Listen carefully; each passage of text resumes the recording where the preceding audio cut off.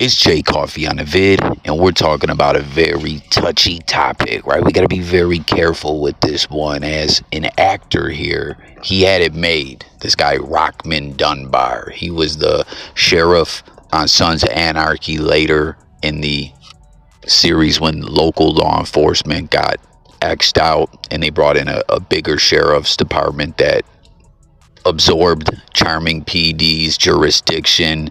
He was in Prison Break. He was C Note.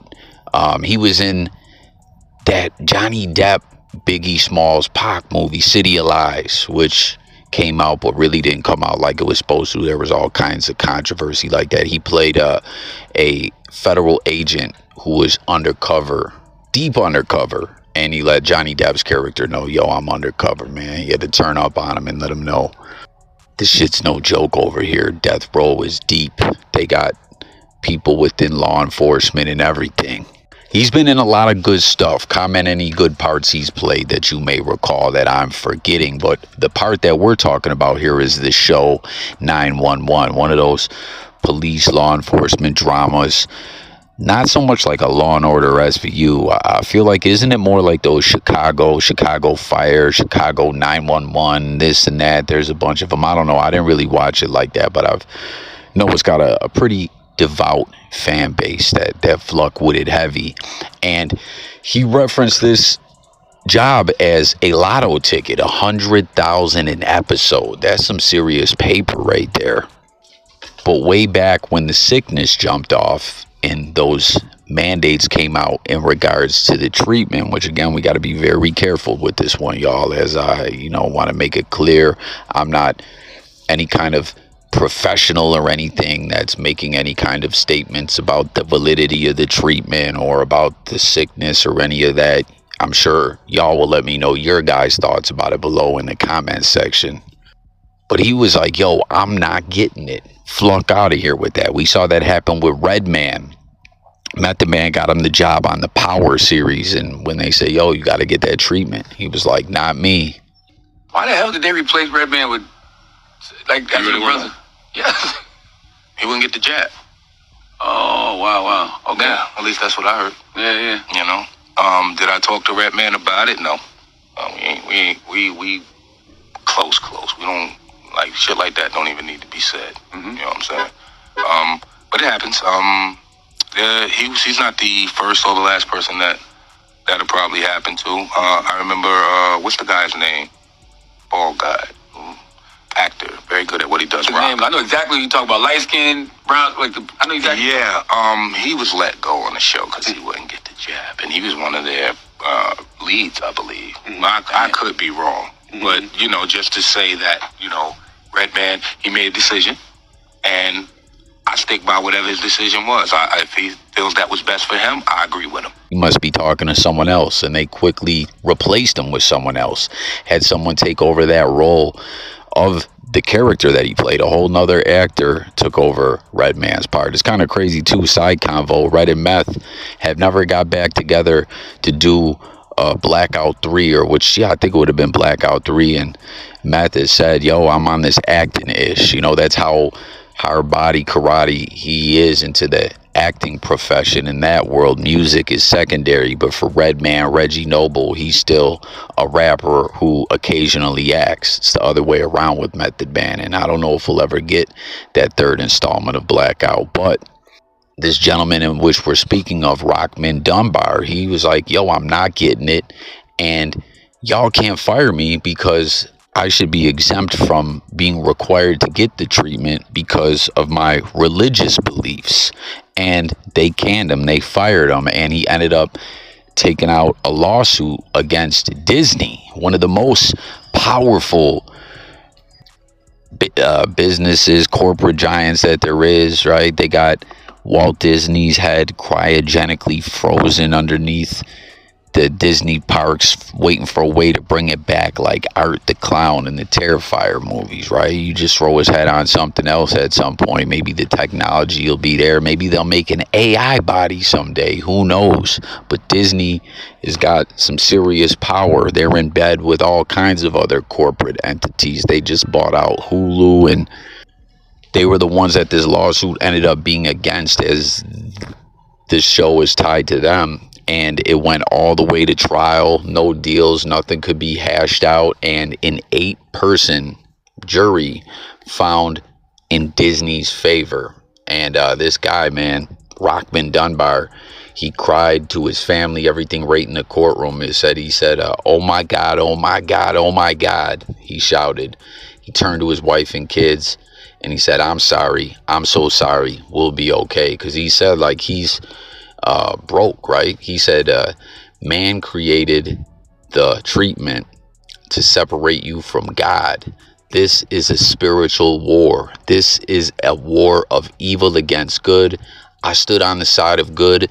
I stood on the side of God. I stood on the shoulders of God.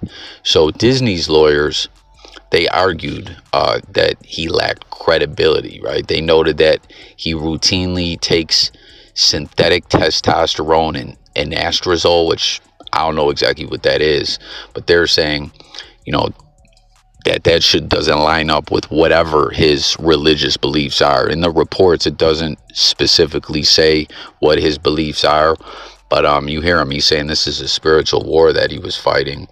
But they said the leader of the Congregation of Universal Wisdom. Oh, I guess they do say what it is. Universal Wisdom. What is that? Can someone fill me in?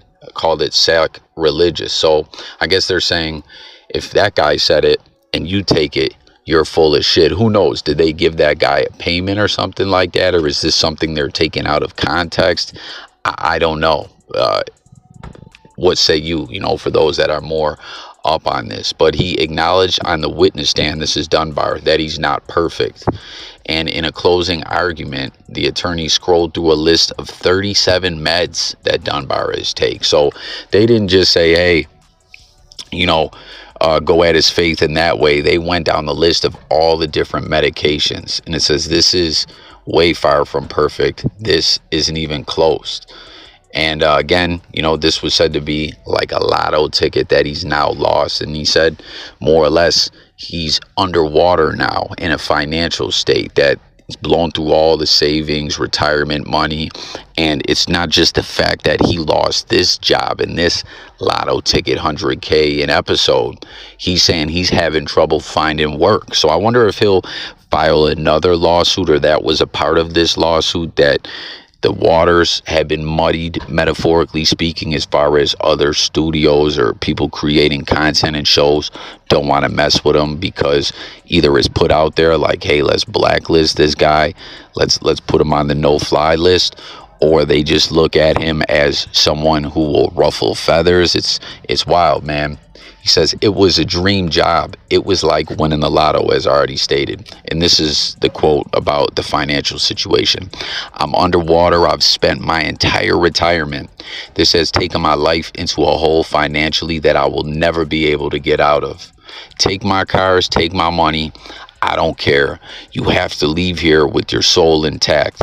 This is my spiritual test, and I pass. So even though shit's bad, he's talking about he's broke, busted, disgusted. The filmmakers are saying he can't be trusted. No one wants to hire him. His soul is intact morally, like sometimes being comfortable and financially set, which I ain't never been rich like this guy. I'm broke as a joke, right? Trying to get by. So make sure you guys hit all the buttons, support the channel, subscribe, especially if you're new. You know what I mean? We talk it up on the news over here, and we always need to hear from the people. But, the support algorithmically, every interaction helps. But, yeah, they shit on this guy, according to him, and the jury unanimously found him, it's not guilty, it's liable, not liable. It's a different kind of terminology because it's not a criminal suit. But he also told the jury that he believes the treatment killed more people than the actual sickness, and that the treatment was made with aborted fetal cells and contains disease.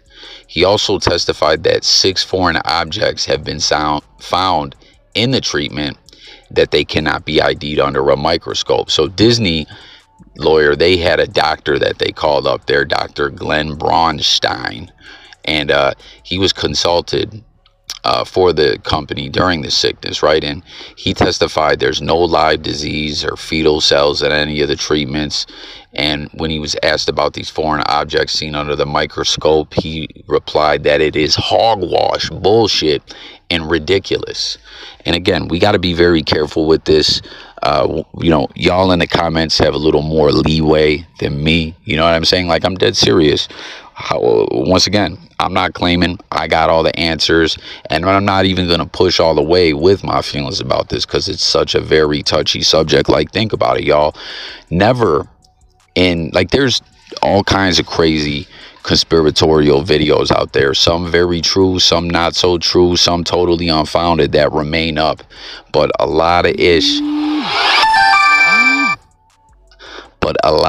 tied to this situation were getting snatched down at record speed, you know. And then it's odd when you see certain entities and content creators and podcasts are allowed to speak about this stuff. It's very bizarre. There's a lot you got to think about. You know what I'm saying? Like I said, I don't claim to have all the answers. I don't come on here just talking out of my arse.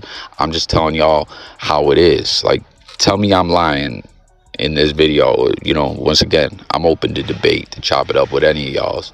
But this guy, Scott Street, who was Dunbar's attorney, right, this actor that we're speaking of, he argued that his willingness to sacrifice his job underscores the sincerity of his religious views, which he said are no less real for being outside the mainstream. So again, I'm not fully up on this belief in which he is serious enough to fight back in this situation, right? Like, how many actors probably felt this way, but were like, man, I can't afford to fight back, or to lose a job, or to get blacklisted. Like, there's a lot going on here. And you know, I think there's something to this spiritual side of things, where he said, yo, this is a spiritual war. I've been saying there's a lot going on in the world, period. I'm not just speaking of this situation.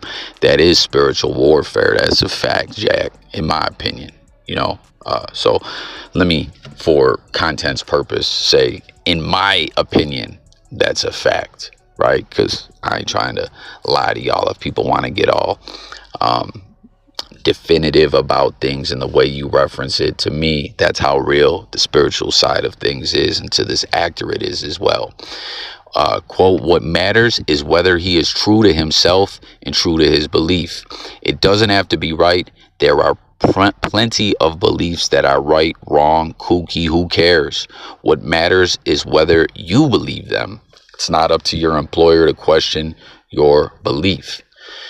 And you know, I personally, just a quick side convo when it comes to spiritual stuff and beliefs, like, I'm not here to say what's the right or wrong religion or religious concept. I feel like, you know, we just gotta be good to one another, and you know, that's a whole deep conversation that I'm not even going to try to tap all the way into.